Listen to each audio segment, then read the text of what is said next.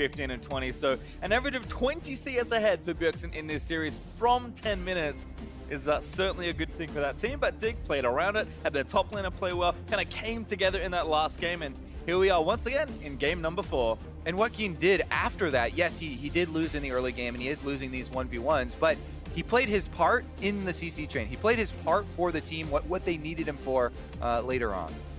And this may be the fastest 7 picks so far in the series. Yeah, I find it a little bit peculiar for TSM that they're continuing to ban the Kalista Trist when they seem confident on both sides of that matchup, but it also just kind of says that they are not deterred by what happened last game and maybe think it was an execution problem on their end, because there were definitely moments in that game where it felt like they would outscale. And here's the change. Jarvan first pick for Dignitas after the same 6 bans on both sides, but Kog'Maw into Gragas is the change. And let me remind you yet again that Gragas was available as well in the last game. Now they've raised the priority way above the Rek'Sai, all the way up into the first pick for themselves, and will be able to have a bit more security. And I think Dig feel confident. Yeah, they lock it in almost instantly. Xayah plus Thresh, continuing that playmaking for Adrian, and the aggressive carry for Altec is, again, Bifrost kind of forced back in onto Braum duty, and we're done with 6 bans and 6 picks. I mean, these teams have not made substantial tweaks. Let's put it that way. One champion different out of the 6 bans and 6 picks from Game 3. So very much a grudge match from the first part of the draft, but that doesn't mean you can't pivot in the second ban phase. No more release for Dignitas. And still no more Renekton, but I do like the change in jungle bans there for TSM. We'll see what their final ban has in store for them here. There's also a chance that Maokai is still picked. It's been delayed, but those Gragas and Jarvan picks are flexible between the 2 lanes. And but TSM with Gragas and Braum now on the front line, you know, it can be a Cinderhulk Gragas, it can be a pure tank Gragas, and Braum does buy you a lot of time, so they could also give Haunter a non-tank matchup into the Jarvan this time around to see what he could actually do in a 1 versus 1 scenario. Well, 2 mid lane bans are the final ones to close it out, so I think they're giving counter pick to Bjergsen this time around, and maybe trying to take something for Haunter into the assumed Jarvan, or they'll take a mid laner and challenge Keen again. TSM have done a lot of 4th pick mid lane this series. This would be quite the carry for Bjergsen to take in a battle, and he does. He locks in Lucian. A lot of mid laners around the globe have started blind picking Lucian when certain criteria are met. Here, the Cassiopeia being gone is pretty much all he cares about right now. It's also a very good pick into Lucian into Jarvan, because it's very easy to dodge those flag and drags in the team fight phase. Pretty bold there by TSM to go with this in this game. Well, the critical thing for him to dodge would be the Thresh Hook. Adrian is going to be making his visits mid once again. There's your Maokai for someday in the top lane. Presumably, they could still switch it up if they really needed Jarvan's laning phase in the top side and have Shrimp jungle it, but that would definitely be lower priority. And Dignitas finished the draft in the most expected fashion. This is a run back, I believe, from the last game here, with Maokai and Talia going to finish off the comp. I think Lucian covers this pick in mid lane, but TSM going to have to be more of the aggressor this time around, especially if they go all in with that pick. But I don't know if Haunter's feeling Jace right now. Yeah, this would be predicting the Maokai top lane. Cho'Gath has been something that's shown up in the second phase of bans a lot and is quite favored into Maokai. He wins the tank slapfest early on because of the % health true damage on his E. As far as the team fighting is concerned, though, Cho'Gath is definitely not a primary engager like Maokai is. So it would have to be TSM either hitting body slam flashes from Svenskeren or skill shots for them to rely on actually getting a cohesive engagement. Whereas Team Dignitas, their main advantage last time around was crowd control and landing those skill shots from Adrian. And they still have that all built into this comp, of course, because it is identical to what they've played recently. I guess some they haven't. I guess there was a couple tweaks here and there, but realistically, this is basically the same comp. Elise is the only one missing, sorry. Well, exactly. The Elise is gone, and the Jarvan is in the jungle with the Maokai top lane. So yes, the skill shots still need to land, but you can set them up with a Twisted Advance. So in some ways, this is a more reliable version of the team comp they have, but it doesn't have the same type of early lane pressure that the last one had, because there's a chance they get pushed in the top and the mid lane as Team Dignitas. And remember last game, the lane pressure was all TSM. 20 CS leads across the board, every single lane for them. Let's see what they can do in game number 4, though. Team Dignitas were able to prolong it, and they strike back. But TSM still want to close and make their way to yet another final. Well, 10 finals inside for TSM, but they've got one more game to win before that happens. The Dignitas, we thought they might be checked out, but not interested in going home just yet. So we're out onto the Rift for game number 4, and I have to highlight that mid lane again. What a bold pick from Bjergsen to say, give me the Lucian, I'm carrying us to this finals. This is a player that, yes, so good on control majors, good on almost anything, but when he feels like he wants to carry, he will do something like this. I thought you were going to say bold pick by Keen there into the Lucian, because I've seen a lot of Talias get destroyed by Lucians, you know, dodging all the combo there, and it's very difficult to land a seismic shove on him. You do have the Unraveled Earth, and that's, you know, a little bit of damage if he dashes over it, but having such a, you know, skill shot reliant champion, you know, versus a mobile is definitely going to make things difficult. We'll see if the important part is there yet again, though, and that was chaining seismic shove off of either a hook, you know, or a setup, as you're talking about from Maokai. Yeah, watching the Lucian versus Taliyah matchup, specifically with the Jarvan jungle, is something we got to see Faker do against Samsung in the LCK playoffs. And to me, I felt like when the Lucian was played at that level, it was almost untouchable, because if you sidestep the seismic shove without using your E, you can then Relentless Pursuit any Jarvan gank and apply just an insane amount of pressure. So when played perfectly, this Lucian can be insane against this mid lane and jungle matchup.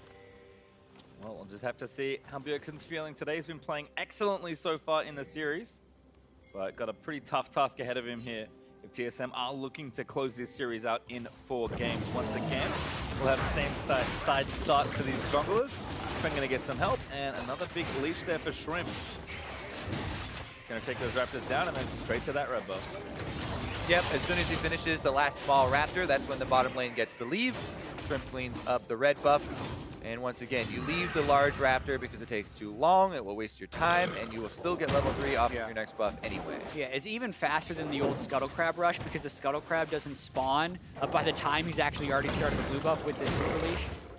Good cover again, though, by Bjergsen, I believe. Put a Trinket Ward down just to the left of mid lane.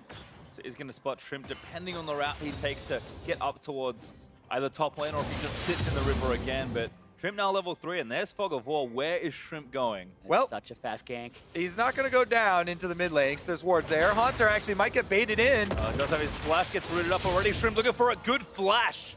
Haunter gets out. Without a flash, though, there are no more escapes for Cho'Gath, and it becomes very difficult for Haunter to extend out into that lane. Have to call junglers. Yeah, Svenskeren immediately called before he can even go to red buff because of the pressure applied to this top lane. Ward's out. Haunter needs to get to his turret pretty quickly, and Svenskeren's going to even need to potentially still run defense on that. And because they saw there was no red buff on Svenskeren, that's an option as well. There. Yep, Shrimp is hiding. A lot of damage already with the double buff job, and Shrimp still has his flash, so he's going to continue to chase. Taliyah was roaming up, but Sven going to keep running back out of the way, and Shrimp just forcing him out of his jungle. Trying to pay this leash forward to his solo lanes. The duo lane sacked a lot of early pressure to put Shrimp in this position. It's going to be a smite fight. Yeah, Keen hush off the wave, and Sumday's here first. Smite goes over, Shrimp gets him, now Sumday gonna fall in flash. Shrimp gonna keep chasing it down. Span got no sums right now. Q is up now. Cho'Gath just can't even join. That's gonna be a knockup and a kill. Jarvan claims it. Notice the mini-map during that entire series of event. No TSM solo laner. At no point was there communication that they are coming to collapse. That was purely a Svenskeren, you're on your own in your jungler, whereas Team Dignitas, both Someday and Keen, are in on this play. Yeah, and something that's so critical about that is Keen was able to make the roam. He hasn't had lane pressure against Bjergsen for most games in this series, but he crashes the wave in the turret. Someday had crashed it into Haunter's turret, so they sneak off, but Svenskeren was thinking he'd be able to get away. Body slam and flashing kind of at the same time, make it so he cannot escape. You have to know when to cut your losses and give up things like the red buff in that situation.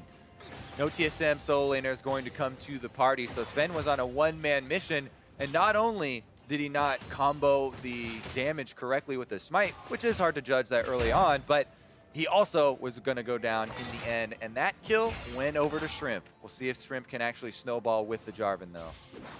All right, I guess it's time to check in with the bot lane, because that's kind of the good news currently for TSM. Double lift up 10 CS, although Altec did struggle with Adrian back to base, so it should be okay. And they're still pressuring topside. Shrimp hasn't shopped yet, but a big wave trying to be crashed in the turret. Diving a full health Cho is very difficult. He burned Rupture on the wave, though. They might go. Maokai can take aggro and then drop it with Twisted Advance. You would want Someday to start it off. They're waiting a while. There goes. Hitting the turret, but there's a knockup landing in. Honza taking a lot of damage, and Kane from nowhere snipes him out. Hanser did use Twisted Advance very early on in the dive so that he could secure the EQ from Jarvan, but it does mean he goes down on the backside. This play needs to work as well. Shrimp still tagged. But just a flash burn from Jarvan. TSM protect their top turret. Yeah, Someday kind of spends the reliability there for his life. I think Dig could have pulled that off more cleanly and really put Hanser in a hole, but the numerous roams that Keen has made from the mid lane early game here, a vast improvement for the map pressure in this series for Dignitas. And all the momentum still building early for Dignitas Shrimp. It's amazing the difference it makes when he gets just that much more proactive. That certainly has been pressuring TSM, who are happy with their solo lane matchup. So TSM's stable bottom lane is nice here for them, but Arctic and Adrian are barely behind at this stage. And Kog'Maw will take a while to scale up, and Xayah should have a bit more impact early on. So if TSM would kind of try and win the solo lanes like we expected in draft, this is not going well for them at all. Yeah, definitely a change up from just the overall series. We know that Team Dignitas did have a lot of pick potential in Game 3 that they leveraged to victory, but where Shrimp was going has changed drastically here. So much mid and top lane pressure early on when TSM was going to be in a defensive pattern anyway, so good start for Dig for sure. Adrian trying to bait. Shrimp finally reveals himself as he hits down that control ward. Remember, there is an Infernal Drake initial spawn here in this game as well, which puts even more focus on this bottom side of the map. Invade here from Team Dignitas as Shrimp did kind of attempt a straggling gank there down in the bottom lane with Thresh, but warding by TSM as well as a good trade mean that there was no opening for him to actually go aggressive. Taking advantage of the desynced blue timers here, though, because the jungle starts. Shrimp and Dignitas are able to get the lead in this area.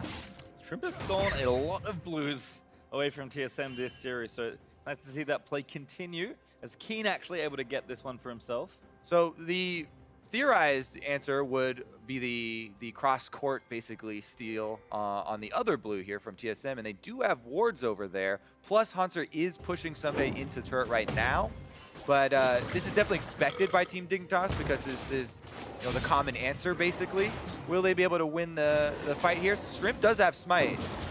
Just level 5 though, and TSM definitely first to the spot. Going aggressive, but huge seismic shot, Keen with a fat amount of damage. Hanser still takes out Shrimp. They need to chase down Keen as Bjergsen flashes in aggressively, use the culling, last few autos, weaves them in perfectly. Huge damage, but it also moves the enemy, and it moves them closer to the kills. TSM will take the ride in, and they get 2 off of it. Yep, get 2 blues as well. Bjergsen gets 1 for the kill, and Hanser collects the next one. I believe with his ultimate, a huge turnaround from TSM. Being there first, a big payoff for TSM. They're on the blue, Shrimp is here, he flagged the brush, so he doesn't have flag right here. And Shrimp goes, what are you doing, man? They're right next to me now. He thought he had the damage down, Someday not able to roam in time, and then Bjergsen with the aggression right afterwards, flashing forward for the finish. If the shove was directed the other way, that would have been great, because it could have chunked them out in the jungle and bought time for Someday to come head them off with Maokai. But sometimes it's like those blitzcranks that are just landing every hook and not really. Onto the Alistair or the Amumu. Wrong way. Well, Bjergsen certainly needs to be playing aggressive on a pick like Lucian, and Dig will use all of that business topside to actually try and take this Drake. Shrimp is there, and TSM very late to this objective, so 9 minutes on the dot. Dignitas grabbed the first Drake, and it's an Infernal. So still in the game. They made that big play early on. It gets equalized a little bit here as Hanser is able to get an upper hand in that top lane. Doesn't mean the rest of the map is a completely different story yet. It's interesting to think about possible reasons for the changes in gameplay that we see as well, because it does feel like Shrimp is playing with a lot more freedom, honestly. He's going much more aggressive. He's taking a lot more of these riskier plays and offensive moves in the last couple games, and sometimes that can be a consequence of starting out 0-2 and kind of having no other options but to really force more plays. Speaking of forcing, though, Haunter makes a visit mid. Ooh, King with no summoners. Great Q is going to land in. There's the follow-up. That should be enough. Haunter just takes him with an auto. Didn't even have his ultimate. Didn't need it. Skill shot accuracy when the Rupture lands behind the turret like that. And Shrimp wasn't around. It is a success for Roman. The Cho'Gath into Maokai can play out with the Cho'Gath consistently shoving the Maokai in. It is a good lane pick. It's what you do after that in the roaming phase or the team fight phase, and being able to land those Ruptures is what makes or breaks the pick. Yeah, a lot of the things that people usually worry about in that matchup are Maokai setting up ganks from other people, you know, because Cho'Gath doesn't have an escape and Maokai can so easily set them up, but if those don't really come to fruition, then we get to see what Haunter's doing here, shove the wave in, get those trades, and he even makes a very clean gank on the mid lane, something that we used to see from him in spring quite a lot when people were heralding him as the MVP of the league. Really doing a lot there, though, helping out Bjergsen and continuing to punish Keen. Shrimp gonna spot Sven, so that'll pull him off the Scuttle Crab. In general, TSM looking good in all three of their lanes. 10 CS up for Haunter, 20, 25 and counting for Bjergsen, and even 20 for Double of Two in that bot lane, which is awfully nice. And I think if TSM's pattern will continue here in this game, they do need to threaten that mid lane and keep Keen down, because all of that early pressure came from Keen being able to leave the lane. Great hook, though. Finds double lift, but he's going to turn it back around. Altec tag by the stun, and Lantern out for the rest of that play. Yeah, and we are seeing the CS advantages again tick into TSM's favor. Keen made a lot of those roam plays early, but after the disaster at Blue Buff, Bjergsen's really gained a foothold in this lane. Blade of the Ruin King being completed before Morellonomicon for Keen means Bjergsen now has total control of this lane. That 20 CS advantage we're used to seeing this series is back and then some. Oh yeah. Approaching 30 at this point. If there's one champion that can really suppress it, is Lucian, but Adrian gonna get tag. There's a glacial fizz that knocks him up. That's gonna be the stun. The TP's coming in. TSM forcing the fight. They finally kill him. And Altec actually tagged again. The TP's counter. The better storm. He's gonna get flashed and pull out of the way. Keen with the wall. The wall saving the life of Altec as well in a lot of ways, preventing TSM from going through there. One teleport canceled from Sunday and another one completed by Haunter. So they're going to try and push this advantage and get the first turret. Yeah, canceling that, knowing that Adrian was kind of dead to rights there means they're seeding the first turret here. TSM do get to acquire the objective afterwards. Get a little bit more gold in their pockets. Remember that Team Dignitas were the ones to get that Infernal Drake, but you don't really get the benefits of it until you really start building more of your offensive items, and that does come in later. All the gold goes to Double Lift as well. TSM leave the area to donate him all the bonus turret gold. Which feels so good. You get to complete your whole Rage Blade, bypass any of those qualms about walking around with a blasting wand, and now he is definitely operational. That actually syncs up very well with their early Blade of the Ruin King on Bjergsen, since both these guys have had successful early games. Yeah, good completed items across the board. Righteous Glory on the top lane, Cho'Gath as well. Pretty much everything they want. And then it's just a matter of getting fights, because we did have qualms in their team composition about how well can TSM actually force fights. They've made a few good plays here by landing Ruptures, but the setup from Dig with the Twisted Advance and the death sentences, still a large potential to make plays there.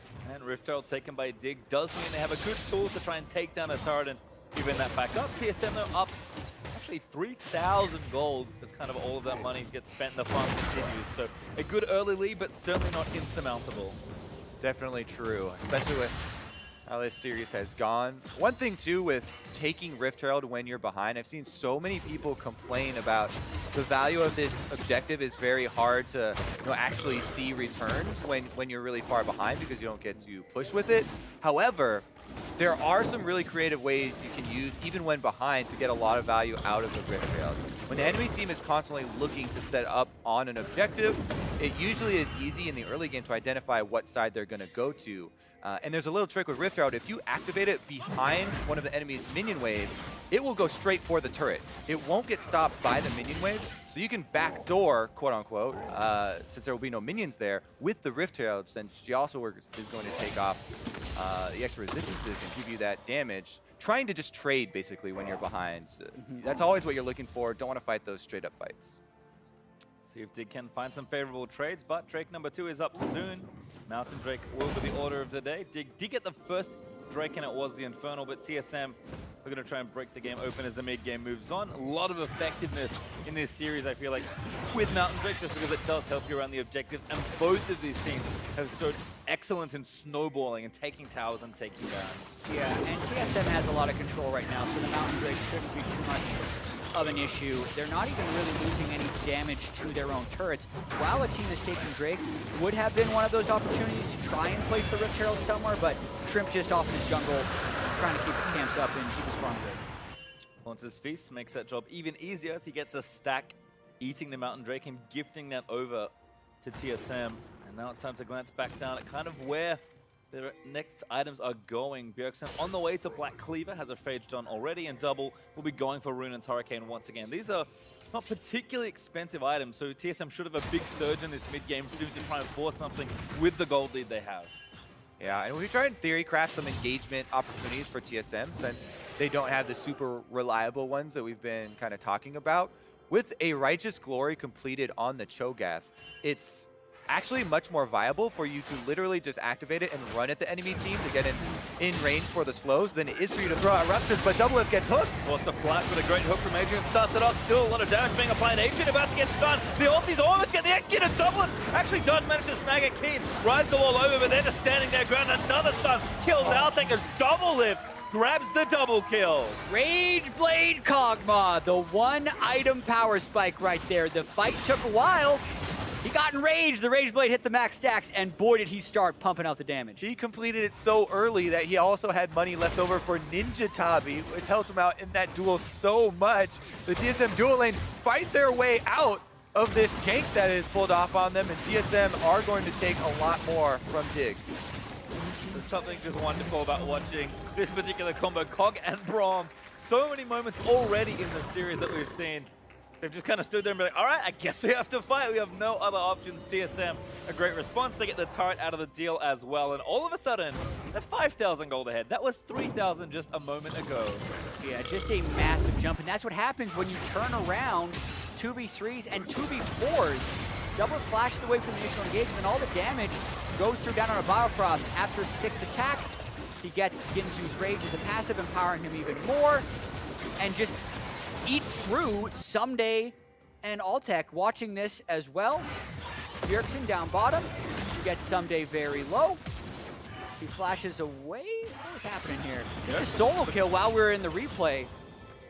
That makes things a little bit worse. Just a casual Lucian versus Maokai solo kill. I see that all the time. I mean, the thing is this is a Maokai that's building pure magic resist because he's versus Cho'Gath. So, yeah, it is, you know, a nice chase down, but he doesn't have any defenses for some mid-Lucian. I'm not supposed to be fighting this guy that early. Yeah, I misspoke. I saw Someday dead. Someday died during the top lane kill as Doublelift was cleaning up on his end as well. So another one of those map-wide wins for TSM where one thing is happening and they're still making a play elsewhere. We can only watch the most number of kills at once, so Doublelift gets honors this time for grabbing both, but Bjergsen still impressive, and again, approaching that 30 CS lead this time around. Probably going to get there by the 20-minute mark, and Adrian's caught. Ulti from Sven knocks him to safety, but TSM able to get up pretty quickly. Biofrost needs a dash, gets knocked up by Shrimp, gets knocked back by Keen. There's the picks we know from Dig. More of that, please, if you are Dignitas, to try and stay in this game and prolong this series to keep their hopes of making the first finals in their org's history alive. It's going to be a lot more of those that are needed, though. Their outer turrets already down in the top and bottom lane. TSM still going to pressure. TSM looking like they're going to be dream killers here with a pretty solid lead. As you talked about, Pastry, you know, it's ramping up very quickly for this team.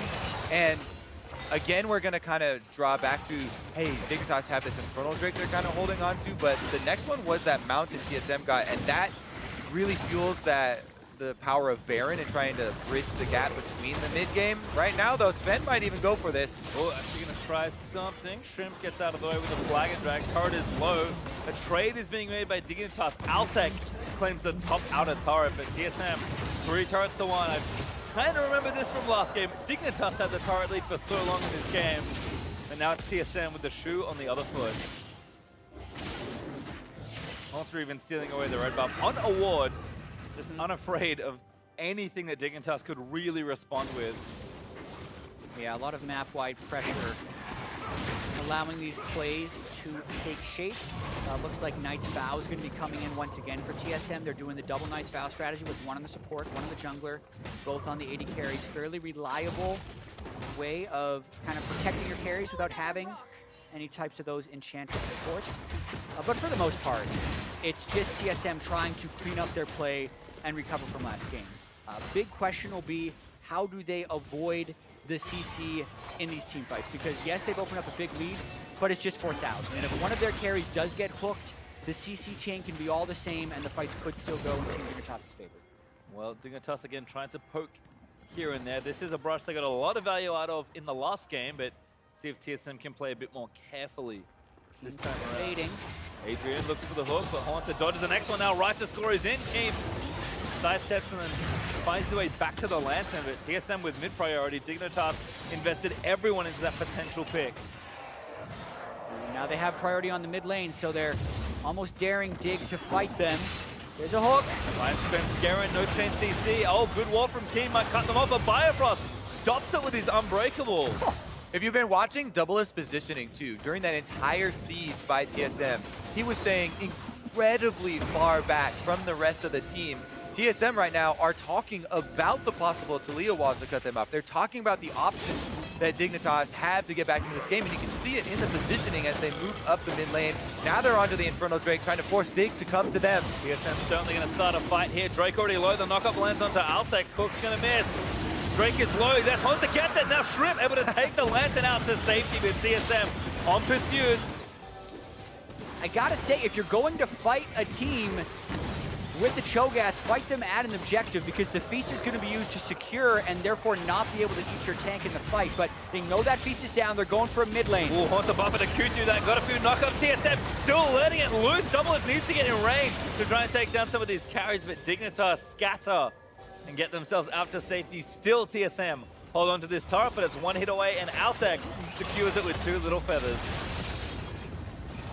Pings go down on Baron already. Both teams very aware that the vision control all has to shift up to the top side very shortly. A couple power spikes are coming through as well. Doublelift is ready to team fight. Hurricane done. And the entirety of TSM's 3,000 gold lead is on the carry positions. It's 1,000 on Cho'Gath, 1,000 on Lucian, and about 1,500 on the Kog'Maw. So they have the gold distribution where they want it, making this lead potentially bigger than it will appear at the top of the screen. I started to chuckle a little bit as soon as you said carry Cho'Gath, but it's real. He puts all that money into health, and it makes the Feast do even more true damage. Right now, it is sitting at just over just over 700 damage, true damage Feast there onto champions for Haunter. So definitely have to be wary if you get a little bit into the danger zone there as a dig carry, or even a dig tank. And as a reminder, the objectives take even more damage. So TSM's Baron's speed is abnormally high this game, and this is kind of the problems you can run into. A 2-man Baron from TSM. Hiding behind the Scuttle Crab, but it is spotted out by Dig. Fight's going to start. Shrimp not going to get picked off. War keeps all of TSM together, but Biofrost gets hooked up. Dignitas funneling through the choke, but the Maokai is going to keep Biofrost down. The seismic shove is good, and Biofrost does go down. Can they chase for more? They already used the Talia wall, and TSM have been able to regroup afterwards, but this is definitely something Dig could possibly try and get some control back with. The vision around Baron is basically the biggest prize at this moment. And that keeps the game alive as well, right? That was a sneak attempt by TSM that could have potentially clinched the series, but when they lose Biofrost like that yet again, it's just more cold that goes over. It also gives time for Dig to go and prep the waves. Look at Someday on the top side pushing that in. Keen in the bottom side pushing that in. It's going to be a while until TSM can set that up again. Well, you can see exactly what TSM are looking for as they go back to their lanes here. It's nice to see a QSS this time on double lift, investing his lead into a defensive purchase this time around. Bjergsen probably feeling pretty confident in his ability to dodge skill shots on Lucian, but Kog'Maw is not afforded the same luxury. So I like what TSM are doing, kind of to shore up a lot of the issues they ran into last game. Yeah, one thing I'm not a huge fan of in TSM's inventories at this point in the game are the 2 pairs of mobility boots. So we talked about frontline CC chaining being a problem in the last game, and while Haunter does have the Merc Treads, which is nice, Biofrost or Svenskeren getting caught in a CC chain can have the same effect of losing your frontline very quick. TSM back to Baron though, knowing that Dignitas have to respond in record time. It's going to clear out that vision and try and bait them in. Bjergsen actually cleaning topside though, so Dignitas have a little bit more time. That is a really good point to bring up, Pastry, about how TSM would really like to create the situation where Dignitas are funneling towards them. Because we talk about the lack of reliability of TSM's engage. They do have a lot of crowd control. It's just that a lot of it needs a little bit of assistance. If you have a little bit, you know, coming through a jungle corridor or landing a slow first or having the enemy team having to walk through Fog of War, then you have a lot more success. And here goes the face check. Haunter just face checking. Unabashedly good flash out of the seismic shot by Haunter. Did not want to get chained down, but Dignitas get a free summoner spell there. That shows you how strong Haunter is right now. He face checked and all of Dignitas backed away, even though they were sitting on a control ward and knew they weren't being spotted. TSM still running down mid though, trying to zone something out. Double lift and Bjergsen actually caught by the wall. Bio again with a great unbreakable. And there's the flashback. Oh, double lift got rooted there.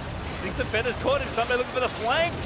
Good ult there from Biofrost to try and disengage. The rest of it, Haunter needs to get into the backside. The damage is just too much. TSM find the corridor they needed, but Sven does die to Keen on the other end. Yep, 1-for-1 trade with members of the front line going down on both sides. So Team Dignitas able to get one for themselves as well. A couple of flashes used as both Bjergsen and Double Lift will not have them for the next fight, and that might even be the bigger issue after that team fight. Yeah, the 3 flashes burned there by TSM. Big, but the initiators, aside from Jarvan, also burned their flashes on that fight for Team Dignitas. And this game actually staying very close. It looked like it was going to run away from Team Dignitas when the top lane fight went awry against Rageblade Kog'Maw and Bjergsen found the solo kill on the someday.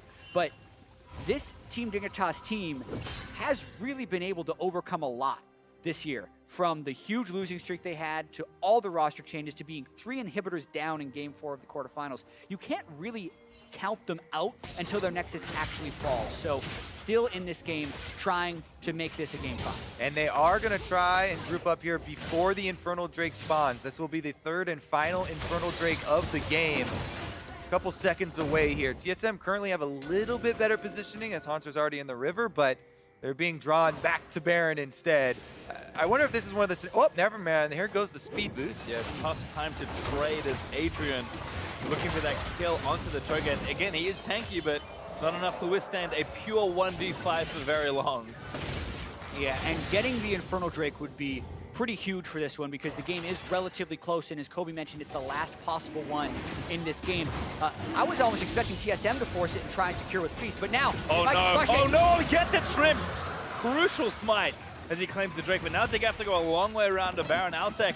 Bit of a risky route through, but TSM slow on that play. Confidence from Team Dignitas keeping them in this game. Very bold move to go towards the Dragon like that. Especially if Haunter can just Righteous Glory towards you and feast it if you don't burst it down fast enough. And then because TSM did check instead of feint towards Baron, it's actually Dig who's now gaining some control back in this area. Team Dignitas definitely making a stand here. We joked a little bit about reverse sweeps, but it's definitely within their grasp still. I mean, no one likes losing games, but probably the worst game to lose is the Game 3 where you're up 2-0, because you just have that feeling in the back of your mind that, oh no, do not let this happen to me. Both teams are looking for angles to flank, though. Haunter's the first one to take a hook, but Svenskeren's coming to join TSM shortly. And crucially, Haunter has Gargoyle's Stoneplate, making that Feast a lethal weapon in these team fights, increasing the damage substantially. Dig is giving so much respect to him. Last game, he was on the Maokai. If they land a hook, they just keep chaining CC. This game, more health, more resist, and the Mercury Treads. being a very strong front line for TSM. Well, TSM have a lot of work to do to try and catch Shrimp. No, never mind, he's okay. Just kind of clearing out the vision. TSM getting a little slower on these plays than I normally see. A bit more lax, much more careful. You can kind of feel the tension of this game. TSM just want this game to end and they can move on to another final. But they got to make the play to Julian and Digger playing with nothing to lose. Sunday going to be the target to start off, but Sven gets the ulti. It doesn't quite dunk anyone. He's CC'd forever. And Arthur able to kill him. The Makai ult does connect to Sunday, looking for another kill. Adrian tries something, but he only snacks a minion. Sven actually gets annihilated there in that team fight. Huge focus from Team Dignitas, and now it's their operative to take over Baron control. Hanser has Flash Feast, so just the fact that the jungler is down does not mean they have a free secure on this Baron. TSM probably going to look to fight this Baron. Baron a little slow, but Hanser does the seismic jump. He's already put the stone plate, trying to get some damage on the front side. Sunday gets out with a twisted advantage. Dignitas took a little too much damage. Bifrost hooked again, but that Shrimp looking to go down. He gets so low, but Double Lift doesn't have the damage. The lack of reliable initiation on TSM's side was going to be a question in this game, and we're seeing a lot of it this fight where they're getting people low, not being able to finish them. Svenskeren trying for initiations in the mid lane, not quite getting it, but they nearly get the kill onto Shrimp. Shrimp goes back, now it's TSM who turns for Baron. They have Cho'Gath to secure. This is so dangerous, so TSM looking to turn the fight around. Sunday eating damage from the Lucian. Adrian misses that first hook as Sven finally rejoined. Shrimp though back with his team, and TSM gonna pull away from the objective. Or are they? A little bit of a bait here once again. Hanser on top of that scuttle, and Double Lift cancels the recall. Warmog's Cho'Gath means you're always having a beef ball, I don't know what to call it, a meat sack to take the Baron. Because he'll always have that 5,000 health to tank with. Always having a beef ball. Meat shield, that's the word. There we go. Well, top lane wave was good for TSM, but the opposite was true for them on the bot side as Dick had prepped that wave. TSM would have liked to make a play around the Baron at this point, but instead, Keen melts the wave with a touch of assistance from Adrian. And TSM gonna reset and go back towards the Baron. All right. Flashes available for most of the members of TSM. Only Biofrost down. Shrimp, meanwhile, would be the only one missing it on Team Dignitas, so this will be an explosive team fight. TSM again just holding firm around the Baron though, and for a game that was 5,000 gold up for TSM pretty early. We're within 1,000 between these two teams. Dignitas have done such a good job playing around their win conditions, getting picks and keeping themselves in the game, but at this point the game will break in an instant around a major objective. All right, see if Adrian's gonna go. Looks for the hook, finds Cho. Hanser gonna get CC'd up again. He already took so much damage with the stone plate. Finally pop, funneling into the choke with Sunday. Melts up by Double Lift after the feed from Hanser, but the damage still there as Adrian lands hook number 2. Biofrost the target, but he does not die.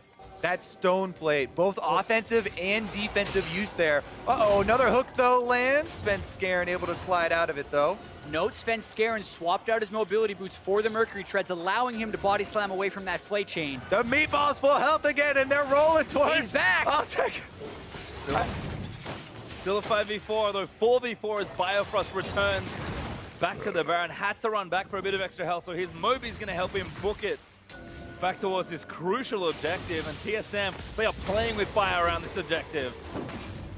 Hanser's Feast going to be back in about 20 seconds as well. Sunday can teleport in 6 seconds. This could be a big fight. Really big start here from TSM. They're going to try and force Dignitas into the pit, but the wall, he's going to cut them off, and now TSM want to try and fight it. CP is in for Dig. Sunday will join the fight. The Rupture doesn't hit anyone, and now TSM, they're trapped behind the wall. Dignitas trying to make their stand around the Baron, and Double Lift is caught out, but his team needs to escort him out to safety. Burns the flash and gets out. Rupture may have disengaged that fight, but TSM has to get off Baron now. Hanser's just going to heal up with Warmogs now. He's waiting, can also teleport back into the fight. Dig forcing, TSM still pretty healthy. Dig don't have enough Baron damage, I think. There's the TP back in from Hanser. They took too much damage. Dignitas, that was a little too long. Hanser in the pit, does have his feast. TSM gonna try and take down Baron. This one's gonna come down to the wire, but TSM have the trump card of Cho'Gath Beast, so Dignitas back off! They give it up, they have to. TSM finally win the standoff and claim the Baron.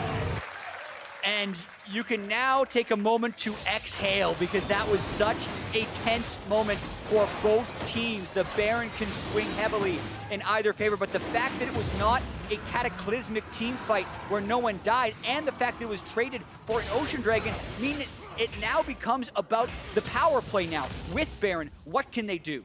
Exactly. This is not necessarily one of those game-ending Barons that we see picked up. Team Dignitas could just sacrifice some of their secondary turrets here and buy some more time in this game. They're not that far behind. They do have some Drakes for themselves to rely upon for the late game, and TSM will surely at least get some of these really weakened outer turrets, but it's going to be more about the stand that Team Dignitas do make at their inhibitor turrets, and if TSM can actually make the big play to get inside the base. TSM have found, finally, a tangible lead in this game, but a lot more work to do from this point, and Dignitas have been so impressive in dire situations. Yeah, and this time as well, the mobility from the Lucian and the QSS on the Kog'Maw, meaning if Adrian does find a window to throw a hook out at one of the carries, the chance that it converts to a kill is much lower than it was last game. Doublelift and Bjergsen still deathless in this one, and that's who Dignitas really wants to catch. They've been trying to get that CC chain off in a Cho'Gath, but he is just too damn tanky this game. They need to find a way to get to a carry. As long as Hanser can get off the stone plate and activate it after he gets hooked into the rest of the team, then not only does it provide him the defenses to withstand the team fight, it also lets him use a high-value feast on the tank next to him. So he just chomps on Someday right next to him for a bunch of true damage, and that's how you kind of win the tank wars, where you're burning, both teams are burning through the front lines. Well, TSM continuing their pressure. Baron up for 1:30 on them. So still have time to try and knock down this last tier 2 turret, and if they're lucky, maybe try and force a play onto one of those inhibitor turrets. Haunter actually mid right now, guiding those minions in for a bit of extra pressure in the lane. Just chilling out. Not going to get too much pushing done by himself. TSM bouncing back between mid and top, trying to break something here. And Altec hiding. That's not a good spot. Barely not going to get ruptured. Does have the Feather Storm, but TSM, I think, onto the turret fast enough. It does go down. That made it look so much easier than we were building it up to be, because Dignitas were all at their secondary outer turret on the top side rather than protecting the ones that matter here. The inhibitor turret, the door is now wide open through the mid lane, and TSM, you know, get even more than they bargained for there. That was quite a good deal. I think that was a poor defense by Team Dignitas. Overly safe paths back to the mid lane and not very good vision scouting within the move between the outer turret and the base turret. The fact that they were strong enough to hold a middle turret, or rather a second tier turret, and then can't hold their middle inhibitor turret is really just a factor of positioning. The gold was not enough to warrant just walking in and taking it. Yep, and that's TSM's last turret they should get off this Baron buff. Unless something really dramatic happens in the next 15 to 20 seconds. So they're expecting to get 6 turrets. They did not expect one of them to be the mid inhibitor turret, but that is the state of this game. Almost 40 minutes in, TSM with an advantage that they can parlay into a victory, but Dignitas will not let it come easily. Yeah, we said the Baron wasn't a game-altering Baron until the power play, and then they actually got a very successful power play, maybe even after the Baron ends, picking up their 7th turret of the game. So the map so much more heavily slanted in the favor of TSM after that Baron. And the carries just keep getting stronger for TSM, but on the Dig side, getting there. I mean, 4 items for Altec. Keen also ramping up towards his 4th major as well. Tanks are also pretty comparable. I mean, Haunter, I think, very far ahead as far as his overall tankiness goes, just by being Cho'Gath, but also because of the goal. But that doesn't mean that Dignitas can't find a straightforward fight. Just need to either find the right pick or find that right 5v5 with TSM and moving in for the kill. Open inhib, wait for the Talia while maybe CC chain. Hook again under Sven, but he gets out. Those Merc Treads coming awfully handy. Yeah, Svenskeren is the higher value tank to hook in, so Adrian should be looking for him over Haunter, because Svenskeren does not have the Gargoyle Stone Plate, which provides the majority of the durability when you get hooked into the rest of the team. Although, he's able to body slam right back out, so no fight occurs, and Dignitas do defend their inhibitor for now. Bjergsen was even splitting top lane for a little while longer. TSM a little too a little hesitant to rush straight down mid and try and end the game. They're actually going to look for, I think, Elder Dragon to try and force a fight or take it and then win the subsequent fight. Yeah, their team composition still has good scaling. They now picked up their second stone plate, so both of those big tanks that can get hooked in potentially have the stone plate. Svenskeren has the stone plate locket synergy as well. If the hook then starts a team fight, he can flip out a 1500 health shield for his team in his dying breaths. So there's also the scaling of the Kog'Maw kicking in for them as well. They're feeling fairly comfortable in the game state right now, but they're making sure to play it safe because they know what can happen against this playmaking-heavy Team Dignitas lineup. Well, Drake up in 30. TSM still just hoping to bait someone in. Someday going to get ruptured up, but not a good target at this stage. Very tanky with the 3.5 items. Double lift. They're looking to fight it. Not up yet. 15 seconds so they can threaten the Elder Dragon. But oh my god, there's the play from Sven out of the fog of war. Someday going to get chucked to the front. That Haunter beats him down. Another front line is just gone there for Dig. TSM leaping forward. They want another kill. You can see how much initiative means in these team fights. Somebody going down in split seconds there after TSM jump on him. Doesn't matter that it's the main tank someday knocked into the rest of the team. They kill him before the active even goes off. Yeah. No stone plate enabled there for him, and that means that it is an Elder Dragon here for TSM.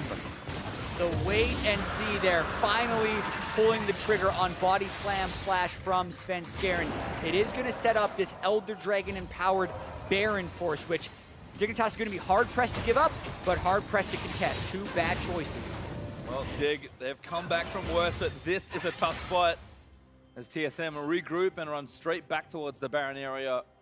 Someday dead, but he'll be back up in time to contest for it. It's just a matter of can Dignitas even pick a fight at this game. We're almost 10,000 gold up for TSM, and Haunter TP's in. They want Baron right away. Yeah, if they play these next moments out the way they want to, they will meet up with Immortals in the finals in Boston. So a lot on the line with this Elder Dragon for TSM. All right, we'll see if they're able to bait in the fight here because TSM are probably going to have to turn. You'd think that Dignitas would go for the engagement.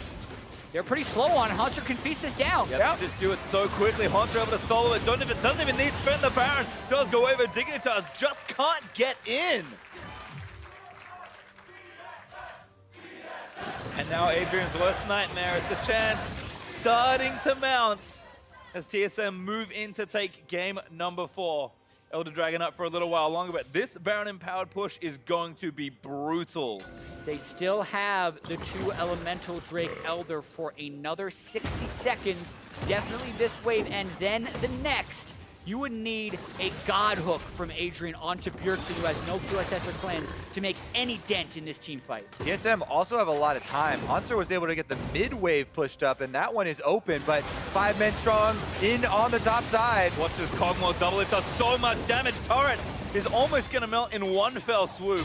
They back off during the W cooldown, but here goes the hook. Just going to miss that time. TSM still empowered. Babysitting their Baron empowered minion. The cannon is maybe one more shot. Haunter's going to move in with it. And that's enough to take down the turret. Dignitas, another exposed inhibitor.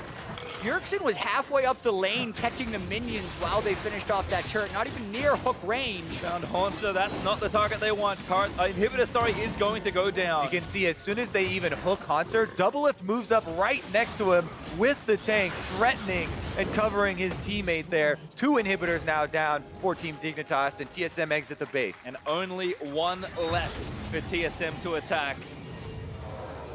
We talk about moves that end the game versus just push you towards it. TSM have done every step to move themselves towards victory, and that inhibitor, the lone one left for Dig, sitting in the bottom lane, is really their bastion that they can try and defend to keep themselves in this game. I do not think, despite the fact that they've done it already, that 3 inhibs down is a winning play against a team like TSM. Yeah, but we shall see. There's no Sivir this time to clear it away. It's much more difficult. Haunter at 10 feast stacks, 5,500 health.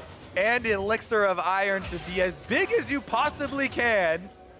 He'll take the hook for you. It's hard to miss him. He's the size of a barn right now. I mean, look at him move through these choke points. He's pretty much as big as the one just to the left. He actually can block off the entire corridor here through the jungle. Gonna look, only finds Sapling. TSM, though, again, just happy to be patient. Wait for the super minions to start to do their work. Now approaching this turret, Bjergsen lets the culling loose. Bit of poke damage on the Keen and Shrimp, but nothing too eventful. Sunday goes in, they want to try and kill Bjergsen. Sunday getting shown low, and Haunts are unstoppable. Takes him down, the shot finds a few, but now Dick running up from under their turrets. There's just too much damage here from TSM. Hook finds Haunts, but that's not enough. This inhib, it's going down as well. Understand the thought from Someday. Try and get on Bjergsen, but he goes too deep. Goodbye, Adrian. TSM, only 3 left. Rupture is going to miss. Firefrost low, taking the tower, but the shield massive there as the supers close in for the kill. TSM looking to try and take it down. They get Altec, and TSM on the verge of breaking history will make their 10th consecutive final. And that's it. Dignitas, all their hope rides in that final game, but TSM had to work a little harder than they might have liked, but a well-deserved final appearance once again. Definitely a close game down the stretch, but TSM played with so much discipline and control. The Cho'Gath specifically for Haunter being that front line the entire time, saving Doublelift and Bjergsen from hooks, and then when he was hooked, having the backup of the damage threat so that they could not focus him down. TSM take the #1 seed in the playoffs, pay it forward into the final. And Team Dignitas will also still be going to Boston, playing in that 3rd place match and playing for some champion points. Well, so we're certainly going to need them as Gauntlet looms large after the finals do finish, but for now, teams with eyes on Boston as our finalists, and our 3rd, 4th place match is now locked in. Who would have thought that TSM, who we probably expected to be in the finals, would be playing a team like Immortals? Yeah, the last 8 finals they've played have been against C9 or CLG, so getting a new face to go up against in that final, it's going to be a great series. The #1 and the #2 seeds from the regular season meet in the final. I remember last time that Immortals were ranked #1 and they played TSM in playoffs, they actually got knocked out and was one of the reasons they weren't in the finals. So I'm sure Immortals are going to be very happy about this rematch, actually. You know, considering both these teams were tied for 1st place during the regular season, it's actually not that big of a surprise, and this is kind of what people were looking forward to. Now we do finally get this matchup on the biggest stage, you know, when everything matters. I think to echo Jat though, on TSM's side, this play looked very controlled, very disciplined, and the word I used earlier was refined. This is the kind of team that once upon a time, summer 2016, just but a year ago, would happily smash you in lanes and take the game that way. This is a team that is preparing, practicing, not just to win the 3rd final in a row, which has never been done, not just to sweep the year, which has never been done, but looking towards as that 1st seed and once again to put up a better fight at Worlds. This team really wants to make sure they compete, not just domestically, but internationally as well, and that has always been their goal. Yeah, it's about legacy. They need to take care of business back home before they go off to China on the world stage, and they want to hit that with as much momentum as possible. But you know, whenever you're talking about championships and legacy with Bjergsen, Reggie, or TSM, they really want to continue to dominate North America because that is so ingrained in TSM. Yeah, and they always have eyes past just the local competition here. And as you said, leading up to Worlds, they want to have a strong form as well, even though North America is not going to have one of those extra pool 1 seeds.